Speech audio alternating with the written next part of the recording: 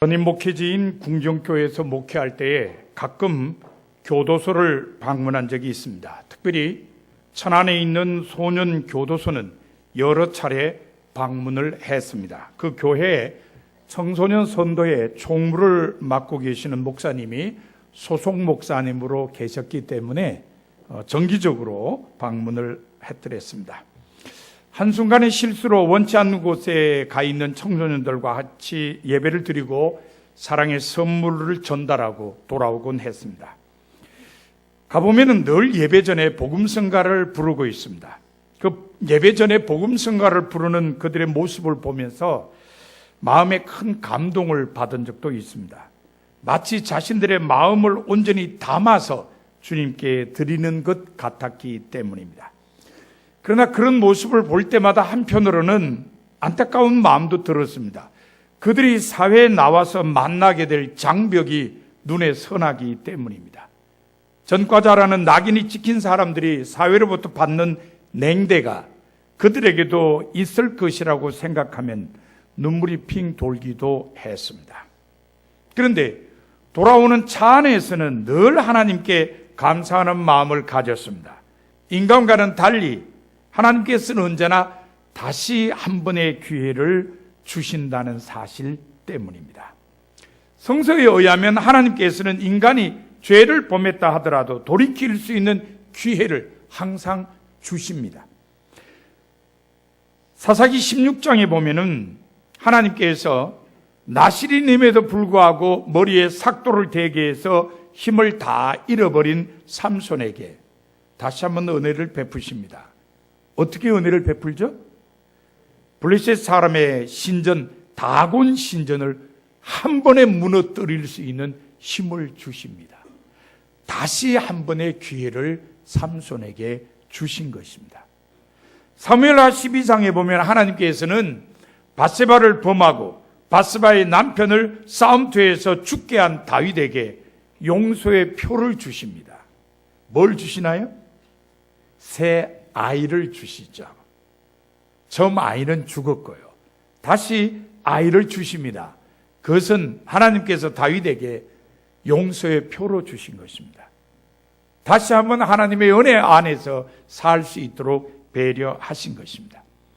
요한복음 21장에 보면은 예수님께서는 당신을 모른다고 3번씩이나 부인한 베드로에게 한 번 더 성도들을 돌보는 목양의 사명을 주셨습니다.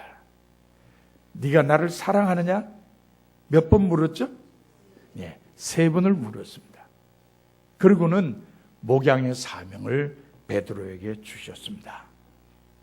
오늘 본문에도 다시 한 번의 기회를 주시는 하나님의 모습이 나타납니다.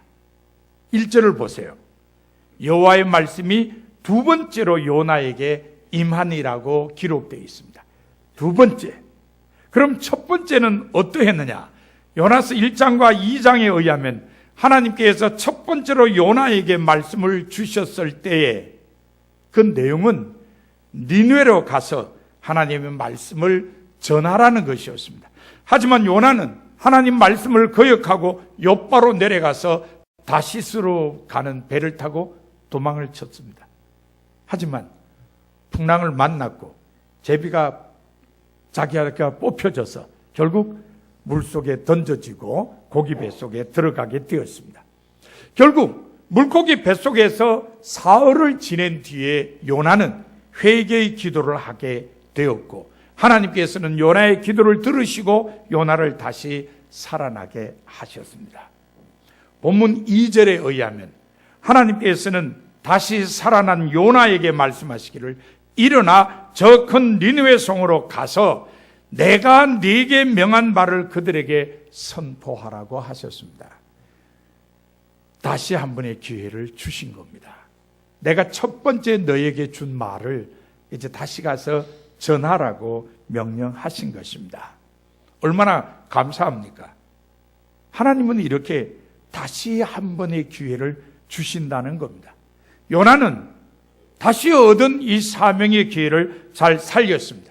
첫 번째와는 달리 두 번째는 순종했습니다. 하나님 명령대로 니느웨로 갔습니다. 니느웨는 둘러보는 데만 해도 사흘길이나 되는 큰 성읍이었습니다. 그 성읍에서 요나는 하룻길을 걸으며 큰 소리로 외쳤습니다. 40일이 지나면 니느웨가 무너지리라. 그런데 놀라운 일이 벌어졌습니다. 악독이 하나님 앞에 상달되어서 40일이 지나면 멸망당할 수밖에 없었던 니느웨 사람들이 구원을 받은 것입니다. 하나님께서 그들에게 내린다고 말씀하신 재앙을 내리지 않으셨습니다. 어떻게 이런 일이 일어나게 됐을까요? 어떻게 니느웨 사람들이 구원받게 되었을까요? 오늘 본문은 니느웨 사람들이 구원받게 된 이유를 세 가지로 말하고 있습니다. 그 첫 번째 이유는 그들이 하나님의 말씀을 들었기 때문입니다. 본문 4절을 보세요. 요나가 니느웨에 가서 말씀을 전할 때 별다른 어려움이 없이 하루 종일 하나님의 말씀을 외쳤습니다. 그리고 요나의 외침을 통해서 니느웨 사람들은 하나님의 말씀을 들었습니다. 하나님 말씀 들었다는 게 뭐 그리 대단한 일이냐고 반문하실지 모르겠습니다. 하지만 그렇지 않습니다. 하나님의 말씀을 듣지 않으려고 말씀을 전하는 사람을 때리거나 내쫓거나 옥에 가두는 일이 종종 있었기 때문입니다. 아모스 7장 12절에 보면은 선지자 아모스가 북왕국의 수도인 사마리아에 가서 하나님 말씀을 전할 때에 베델의 제사장인 아마샤는 아모스가 전하는 말씀이 듣기 싫어서 그를 유다 땅으로 쫓아내버렸습니다. 예레미야 20장 2절에 보면은 예레미야가 성전뜰에서 하나님 말씀을 전할 때에 성전의 제사장 바스훌은 예레미야가 전하는 말씀이 듣기 싫어서 예레미야를 때리고서는 옥에 가두어 버렸습니다. 이런 일들을 생각하면은 요나가 하루 종일 외치기를 니네 성이 40일이 지나면 무너진다고 했는데 요나를 내쫓거나 요나를 때리거나 요나를 옥에 가두지 않고 끝까지 말씀을 들은 니느웨 사람들은 오히려 일부 유대인들보다 낫다고 할 수 있습니다. 하나님의 말씀을 듣는 것은 대단히 중요합니다. 로마서 10장 17절에 기록된 바울의 말처럼 믿음은 하나님의 말씀을 들음에서 나기 때문입니다. 사도행전 10장에 보면 고넬료라는 사람에 대한 이야기가 있습니다. 이방인 중에서 처음으로 성도가 된 사람입니다. 이 사람이 자기 집에서 친척들과 친구들과 함께 하나님이 보내신 성령 체험을 했어요. 어떻게 이방인이 하나님이 보내신 성령을 받을 수 있었냐? 그것은 하나님의 명령에 따라 사도 베드로를 초청해서 하나님의 말씀을 들었기 때문입니다. 하나님의 말씀을 듣는 시간에 성령이 그들에게 임한 것입니다. 말씀을 듣는 것이 이렇게 중요합니다. 그래서 오늘 새벽에 우리가 말씀을 나누었습니다만 누가복음 10장 42절에 보면 예수님께서는 예수님 오셨다고 분주하게 그냥 준비하는 일에만 관심을 기울였던 마르다가 아니라 아무것도 안 하는 것 같지만 예수님 발 앞에 앉아서 말씀을 들은 마리아를 칭찬했어요. 왜 그렇습니까? 말씀 듣는 일이 그만큼 중요하기 때문에 예수님께서 마리아를 칭찬하신 것입니다. 니느웨 사람들이 구원받은 것은 바로 이 중요한 하나님의 말씀을 들었기 때문입니다. 자기들이 사는 성이 무너진다고 외치는데 불구하고 그 말을 제지하지 않고 끝까지 말씀을 들었기 때문에 살 수 있었던 겁니다. 그러므로 구원받고 성도의 반열에 들어선 모든 사람은 언제나 니느웨 사람들처럼 하나님의 말씀을 듣는 일에 힘써야 됩니다. 하나님 말씀 부지런히 들어야 됩니다. 귀가 좀 문제가 있는 사람들은 눈으로 읽으시면 되죠. 요즘은 읽는 것도 잘 나와 있고 듣는 것도 잘 나와 있어요. 자기가 할 수 있는 대로 하면 됩니다. 그렇게 해서 말씀과 함께 하는 것이 그리스도 안에서 사는 성도들이 걸어야 할 길임을 명심해야 합니다. 본문이 말하는 니느웨 사람들이 구원받게 된 두 번째 이유는 그들이 들은 하나님의 말씀을 믿었기 때문입니다. 자, 여러분 본문 5절을 보세요. 니느웨 백성이 하나님을 믿고라고 기록되어 있습니다. 그런데 세번역 성경은 이 구절을 어떻게 번역했냐면 니느웨 백성들은 하나님의 말씀을 믿고, 어떤 차이가 있죠? 한쪽은 하나님을 믿고 한쪽은 하나님의 말씀을 믿고. 번역이 이렇게 틀립니까? 뭐가 맞습니까? 그렇게 묻지 않으시는 게 좋습니다. 왜냐하면 뜻은 마찬가지예요. 이 사람들이 뭘 받아들였다는 겁니다. 40일이 지나면 자기들이 사는 성이 무너지리라는 것을 믿음으로 받아들였다는 겁니다. 이것은 자기들이 들은 말씀을 믿은 것이고 동시에 그 말씀을 하신 하나님을 믿은 것입니다. 니느웨 사람들이 구원받은 두 번째 이유가 바로 이 믿음 때문입니다. 성서를 통해서 우리가 알 수 있는 것은 하나님의 말씀이 사람의 입으로 전해질 때에 그것이 하나님의 말씀이라고 믿은 사람들이 항상 하나님의 은혜로 구원받았다는 것입니다. 창세기 41장에 보면요, 꿈쟁이 요셉하고 애굽의 왕이 만납니다. 왜 만났을까요? 왕이 꿈을 꿨는데 이거를 해석해 주는 사람이 없어요. 그런데 마침 2년 전에 요셉이 꿈을 해석해 줘가지고 감옥에서 나온 사람이 요셉을 기억하고 왕에게 소개해 줬습니다. 그래서 옥에 있던 요셉이 왕 앞으로 갔어요. 요셉이 해몽을 다 해주었습니다. 그런데 요셉이 해몽을 해주면서 뭐라고 하냐면 이거는 하나님의 지시입니다. 특별히 왕이 두 번 꿈을 연거푸 꾼 것은 하나님이 곧 시행할 일이기 때문에 꿈을 두 번 연거푸 꾸게 했습니다. 이렇게 이야기를 했습니다. 그때 애굽의 왕 바로는 요셉의 말대로 그것이 하나님의 지시하심이라는 것을 믿고 흉년을 대비하게 함으로써 그 땅 모든 사람을 살릴 수 있었습니다. 출애굽기 9장에 보면요, 애굽 땅에 내린 10가지 재앙 가운데 7번째인 우박 재앙이 임했을 때에 바로의 신하 중에서 모세가 예고한 하나님의 말씀을 믿고 자기의 종들과 가축들을 집으로 들여보낸 사람들이 있었습니다. 이들은 피해를 하나도 보지 않았습니다. 하나님의 말씀을 믿었기 때문입니다. 하나님 말씀 믿어서 이렇게 하나님의 은혜로 구원받은 사람이 많아요. 하지만 이와는 반대로 하나님의 말씀을 믿음으로 받아들이지 않아서 비참한 최후를 맞은 사람들도 있습니다. 사무엘하 7장에 보면요, 선지자 엘리사를 통해 전해진 하나님의 말씀을 믿지 않았다가 한 장관이 죽은 이야기가 기록되어 있습니다. 이런 내용이에요. 아합의 아들 여호람이 북왕국 이스라엘을 다스릴 때에 아람 왕 베나다시 군대를 데리고 내려와서 사마리아 성을 포위했습니다. 적군이 성을 포위하고 있으면 성 안의 사람들은 어떻게 되죠? 그냥 놉니까? 사찌기 산뽀뽀 하면서 놀아요?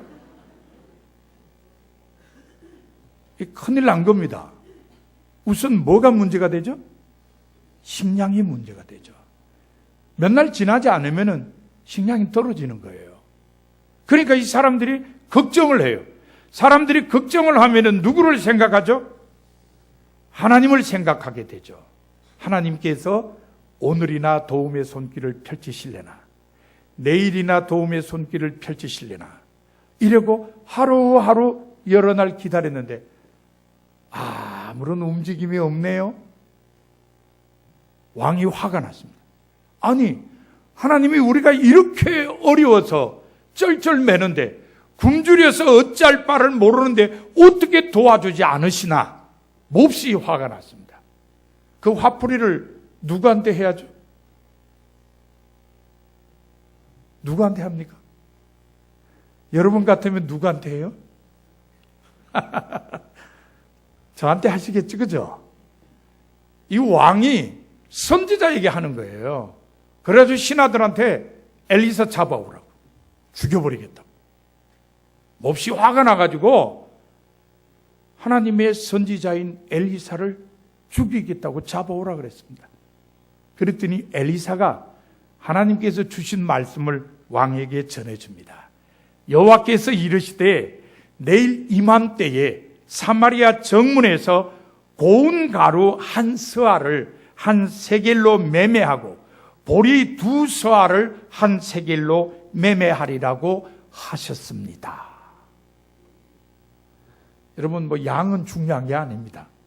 단위는 잊어버리셔도 돼요. 중요한 건 뭐냐면은 지금 사람들이 양식이 없어서 굶주리고 있는데 엄청난 양식이 주어져서 그거를 집에 감출 뿐만 아니라 판다는 거예요. 여러분, 먹을 게 없는데 어떻게 내다 팔아요? 집에다가 쌓아놓고 남으니까 나가서 파는 거 아니겠어요? 그러니까 집집마다 양식을 쌓아놓고 남아서 집 밖으로 팔로 나오는 일이 벌어진다는 겁니다. 정말 이런 일을 경험해 보지 않은 사람은 믿기가 참 어렵죠. 그러니까 이름이 밝혀져 있지 않은 한 장관이 이렇게 말을 했어요. 여호와께서 하늘에서 창을 내신들 어찌 이런 일이 있으리요? 믿겠다는 말입니까? 못 믿겠다는 말입니까? 큰 소리로 대답하세요. 못 믿겠다는 말이죠. 이게 비아냥거림입니다. 아이고 세상에 어째 그런 일이 있을 수 있냐고. 못 믿겠다는 얘기예요. 하나님의 말씀을 믿지 못하겠다는 거예요. 그런데 웬일입니까? 다음 날 하나님 말씀대로 그대로 이루어졌습니다. 어떤 일이 있을게요? 하나님께서 사마리아 성을 포위하고 있는 아람 군인들에게 병거 소리, 말소리, 큰 군대가 쳐들어오는 소리를 듣게 하셨습니다. 그러니 이 군인들이 그러면 날 살려라 그러고 도망갑니다. 양식이 무슨 소용이에요? 지금 적군이 쫓아오는 것 같은데 다 버려두고 갔습니다. 군인들이 이동할 때는 양식이 많아요. 그걸 군량미라 그러죠, 그죠? 가지고 이동합니다. 그걸 그냥 그대로 두고 도망갔습니다. 사마리아 성에 있는 사람들이 보니까 눈이 그냥 이만해지는 거예요.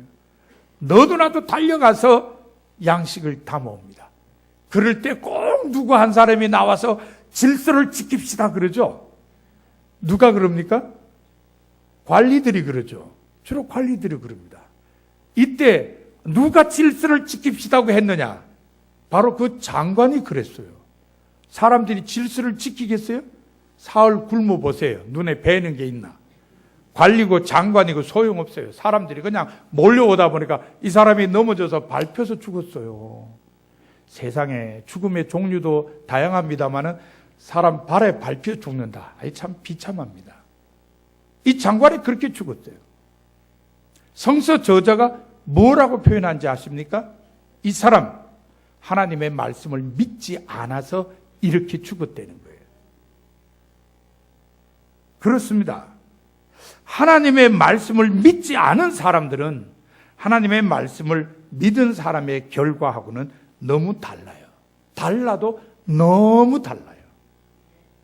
니느웨 사람들은 요나가 전한 하나님의 말씀을 믿었기에 살아날 수 있었습니다.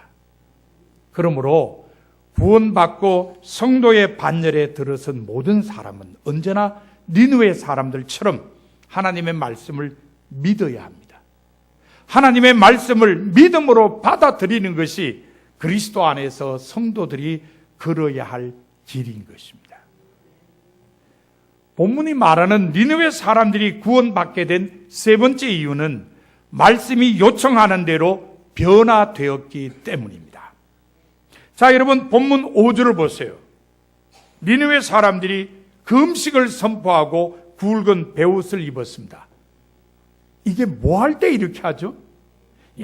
회개할 때 이렇게 하죠. 그러니까 백성들이 회개하고 있음을 보여주는 행동입니다. 이런 회개는 니느웨 성 일반 백성들만 한 게 아니었습니다. 6절을 보십시오. 왕도 보좌에서 일어나서 입고 있던 왕복을 벗고 굵은 베옷으로 갈아입고 잿더미에 앉았습니다. 왕도 회개에 동참했다는 말씀입니다. 그뿐만 아닙니다. 왕은 모든 니느웨 사람이 회개에 동참하도록 조서를 내렸습니다.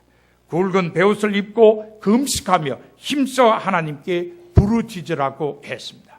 그리고 중요한 것은 악한 길과 손으로 행한 강포에서 떠나라고 명령했습니다. 10절에 의하면 니느웨 사람들은 왕의 명령에 따라 악한 길에서 돌이켰습니다.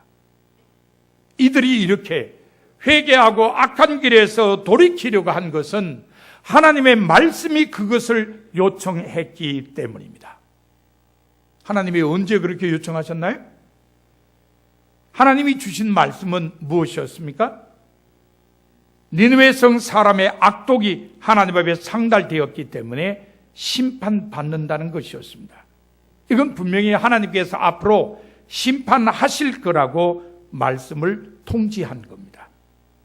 그런데 이 말씀이 지니고 있는 진정한 의미는 뭘까요? 진정한 의미는 심판받기 전에 회개하고 돌이키라는 것입니다. 여러분, 이런 일 많이 하셨을걸요? 애들한테 너 맞는다? 진짜 때리고 싶어서 그래요? 아니죠. 빨리 돌이키려는 거예요. 하던 일을 빨리 그만두고 너 빨리 안 하면 맞는다? 때리고 싶어서 내 너 때린다 그런 게 아니라 빨리 변해라고 때리겠다고 얘기하는 거예요. 하나님 말씀도 마찬가지입니다. 내가 너희를 심판한다고 말씀하실 때는 심판을 하고 싶어서가 아니라 심판받기 전에 빨리 변화되라는 겁니다. 그걸 요청하는 거예요. 니느웨 사람들이 그걸 알아차렸습니다. 그래서 9절을 보세요. 이렇게 말했어요. 하나님이 혹시 그 뜻을 돌이키시고 그 진노를 그치사 우리로 멸망하지 않게 하시리라. 그렇지 않을 줄 누가 알겠느냐. 눈치챈 거예요. 하나님께서 우리를 심판하시겠다는 것은 심판받기 전에 빨리 변해라고 말씀하신 거다. 그래서 니느웨 사람들은 하나님이 뭘 요청하는지를 깨닫고 변화된 겁니다. 말씀이 요청하는 대로 변화된 것입니다. 이게 니느웨 사람들이 구원받은 세 번째 이유입니다. 너희야 8장부터 10장까지를 보면요, 포로 생활을 끝내고 고향으로 돌아온 에스라와 성서학자들은 하나님의 말씀을 낭독하고 그 뜻을 해석하여서 백성들을 깨우쳐 주었습니다. 백성들은 모두 일어서서 하나님 말씀을 들었습니다. 그런데 그 말씀을 들으면서 울었어요. 자기들의 죄를 자복하고 새 삶을 결단한 것입니다. 이들이 이런 모습을 보인 이유가 어디에 있습니까? 그것은 하나님 말씀이 요청하는 대로 변화되어야 하나님의 복을 받는 공동체가 될 수 있다는 것을 깨달았기 때문입니다. 그렇습니다. 말씀이 요청하는 대로 변화되어야 하나님의 은혜와 복을 받는 것입니다. 해방 전후에 김두한이라는 사람이 있었습니다. 모르는 사람이 없을 거예요. 근데 이 사람과 함께 우리나라 최고의 주목왕으로 명성을 떨친 사람이 있었어요. 이성순이라는 사람입니다. 이 사람은 본명보다는 시라손이라는 별명으로 널리 알려진 사람이에요. 종로에 김두한이 있다. 명동에는 시라손이가 있다. 이렇게 알려졌습니다. 훗날 종로의 김두한은 국회의원이 되어서 그 이름을 남겼지만 이 시라소니의 말년은 아는 사람이 없어요. 대부분 몰라요. 왜 그러냐? 이 사람이 너무 너무 조용하게 사람들의 시야에서 사라졌기 때문입니다. 말년을 몰라요. 이 시라소니의 말년을 알기 위해서는 그 부인에 대해서 먼저 알 필요가 있어요. 이성순, 시라소니는 1948년에 이진옥이라는 이름의 여인과 결혼을 했습니다. 재미난 일화는요, 결혼 성낙을 얻기 위해서 이진옥 씨의 집안 직첩들 다 모아놓고 이성순이 쌍권총을 앞에 탁 내놓고, 결혼 안 시켜주면 다 죽여버릴 테니까 알아서 해. 그따 대놓고 뭐라고 얘기하겠어요? 그렇게 해서 두 사람이 결혼했거든요. 그런데 이렇게 결혼한 이진옥 씨가 이성순 씨의 삶을 완전히 바꿔놓았습니다. 이성순은 한 번도 싸움에서 진 적이 없다 그래요. 그 사람들이 쓰는 말로 하면 다이다이로 붙어서, 1대1로 붙어서 진 적이 없대요. 그런데 1953년 1월에 이 동대문 쪽에서 세력을 갖고 있던 이정재 일파가 갑자기 습격해서 이성순에게 테러를 가했어요. 그래서 왼쪽 다리를 제외하고 성한 데가 하나도 없을 정도로 크게 다쳤다고 합니다. 이 다음부터 이성순이 늘 총을 가지고 다니면서 복수의 기회를 엿보았다 그래요. 이럴 때 제일 가슴 아픈 게 누구죠? 부인이죠. 이진옥 씨가 너무 놀라고 너무 안타까운 거예요. 그래서 이분이 내가 이렇게 살아서는 안 되겠다. 그래서 교회를 찾아갔어요. 영락교회를 찾아갔습니다. 그래서 그 교회에서 예배하면서 남편의 안전을 위해서 늘 기도한 거예요. 근데 이 이성순이 아내를 그렇게 사랑했대요. 그래서 아내가 교회 가니까 뭐가 뭔지 모르지만 내 아내가 가는데 나도 가봐야 되겠다. 그래서 따라다녔대요. 그런데 바빠서 잘 못 갔대요. 뭐 하느라고 바빴냐? 주먹 때문에 아니고요. 그때는 자유당 시절인데 야당이 민주당이었거든요. 그래서 민주당의 인사들이 테러를 당할까 봐 늘 두려워했다 그래요. 그래서 보디가드로 이 주먹 쓰는 사람을 경호원으로 썼다 그래요. 그래서 이성순이도 민주당의 고위 인사들의 경호를 맡았기 때문에 이게 일요일 날에도 행사 있고 이러면 교회를 못 간 거예요. 자, 그러다가 1960년 4월 19일 자유당 정권이 막을 내렸습니다. 그러자 이성순도 더 이상 무슨 고위 인사들을 경호할 일이 없어졌습니다. 자, 이제는 사랑하는 아내와 더불어서 매주일 교회로 갑니다. 중국 교회 오지는 않았겠죠? 어느 교회로 갔을까요? 영락교회로 갔습니다. 1년 동안을 빠지지 않고 매주일 아내와 더불어서 예배에 참석했습니다. 1년 후에 이성순을 깜짝 놀라게 하는 일이 생겼습니다. 뭔 일이 생겼죠? 5.16 혁명이 일어났습니다. 혁명군 군인들이 어떻게 했죠? 연세 드신 분들 아실 텐데 전국에 있는 모든 깡패들을 다 잡아들였습니다. 당연히 누구도 잡혔어요? 이성순도 잡혔죠. 그럼 명동을 주름 잡던 사람인데 안 잡힐 리가 있나요? 잡혀 들어갔어요. 그런데요, 이성순은 얼마 지나지 않아 석방됐어요. 왜 석방됐을까요? 영락교회 한경직 목사님과 교인들이 탄원서를 써가지고 올린 거예요. 이 사람은 지난 1년 동안 폭력을 휘두른 일이 한 번도 없고 아내와 더불어서 매주일 우리 영락교회에 와서 예배를 드렸습니다. 이 사람은 이미 폭력에 손을 뗀 지 오래고 이제는 신실한 교인이기 때문에 이 사람을 옥에 가두는 건 안 됩니다. 결국은 석방이 됐어요. 반대로요, 이정재 같은 사람은 여기다가 목에다가 팻말을 달고 서울 시내 거리를 행진하는 수모를 겪었어요. 팻말에도 뭐라고 쓰는지 아세요? 깡패 오야봉. 그렇게 모욕을 당하고 난 다음에 형장의 이슬로 사라졌어요. 이성순이 이정재 죽음 때문에 굉장한 충격을 받았어요. 자기도 저렇게 죽어야 될 사람인데 이정재는 죽고 자기는 살았으니까요.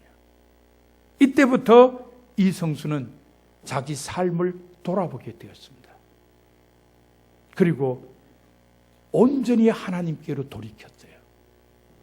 지난 1년은 사랑하는 아내 때문에 교회에 출석을 했지만 이제는 자신의 삶을 변화시키기 위해서 하나님을 붙들게 되었습니다. 그 후 그의 삶은 완전히 변화되었습니다. 과거 잘못된 삶을 뉘우치기라고 하듯이 그냥 봉사하는 자리에는 언제나 이 사람이 나타났습니다. 사람들은 몰라요. 이 사람이 과거에 주목왕이었는지. 너무 헌신적으로 봉사했습니다. 뭐 대표적인 게 주차 봉사라고 했다 그래요. 우리 교회도 주차 봉사원들이 있습니다만 참 귀한 일이잖아요. 차들이 오면 탁탁 제자리에 갖다 주차하도록 안내하는 일. 영락교회 교인들은 이 주차 봉사를 하는 사람이 시라손인지를 몰랐어요. 그렇게 변화된 삶을 살았어요. 이 사람이 세상을 떠날 때 그는 영락교회 집사님이었습니다. 바로 이런 변화가 하나님의 말씀을 듣고 그 말씀을 믿음으로 받아들인 사람들에게 요청되는 것입니다. 니느웨 사람들은 하나님의 말씀이 요청하는 이런 변화를 이루었기 때문에 살 수 있었습니다. 그러므로 구원받고 성도의 반열에 들어선 모든 사람은 언제나 니느웨 사람들처럼 하나님의 말씀이 요청하는 대로 변화되어야 합니다. 하나님 말씀이 요청하는 대로 변화되는 것이 그리스도 안에서 성도들이 걸어야 할 길인 것입니다. 사랑하는 성도 여러분, 여러분은 그리스도 안에서 성도의 길을 온전히 걷고 있습니까? 니느웨 사람들처럼 하나님의 말씀을 듣고 그 말씀을 믿으며 그 말씀이 요청하는 대로 변화되어 살고 있습니까?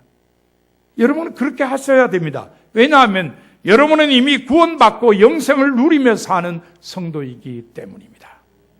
여러분 모두 하나님의 말씀을 듣고 믿음으로 그 말씀을 받아들임과 동시에 그 말씀이 요청하는 대로 변화되어 사는 성도가 다 되시기를 바랍니다. 이제 말씀을 마음에 새기고 결단하는 침묵 기도를 2, 3분간 드리도록 하겠습니다.